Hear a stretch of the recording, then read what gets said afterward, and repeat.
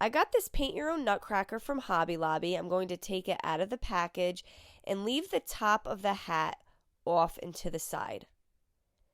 I'm going to take my gold Krylon Shortcut spray paint and spray paint my Nutcracker.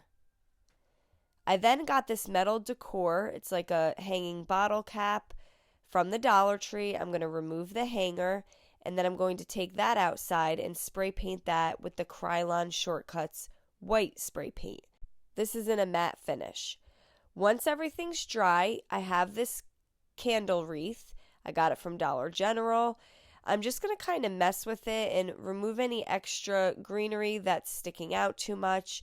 And I'm also using the jute to tie the greenery closer to the wire.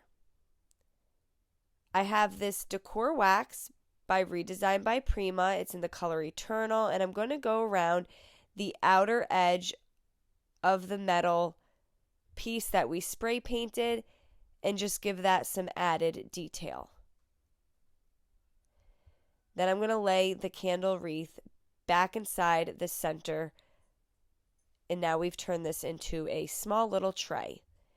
I have this candy cane. I found it in my Christmas stash. I'm going to paint it using some Wise Owl Snow Owl. You can give it 2 coats. And once that was fully dry, I have a red paint marker that also came from Hobby Lobby, and I'm going to add in the stripes of my candy cane. Just going over the engraved areas that were already there. I'm also going to take some of that Decor wax and rub it over the candy cane as well. Once my Nutcracker is dry, I'm going to glue that wood piece in the back down so it doesn't move around. And I'm going to take the candy cane and cover the front of the sword. I added a little bow to the bottom of my candy cane.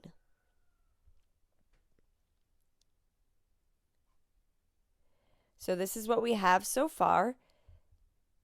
I'm going to take the metal tray, flip it upside down, and going in the center, I'm going to add some E6000 and a little bit of hot glue around it. The hot glue is going to give you that instant hold, but the E6000 is going to be more of an industrial strength that's going to hold the wood and the metal better.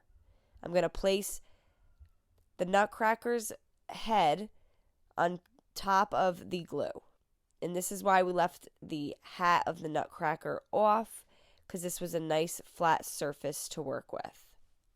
I'm going to put my candle wreath back in, and this is what we have. I think this looks really cute. I added a little candle to the center, and I really hope you enjoyed this video. Paint products, tissue paper, transfers, and mesh stencils can all be found on our webpage at chalkitupfancy.com.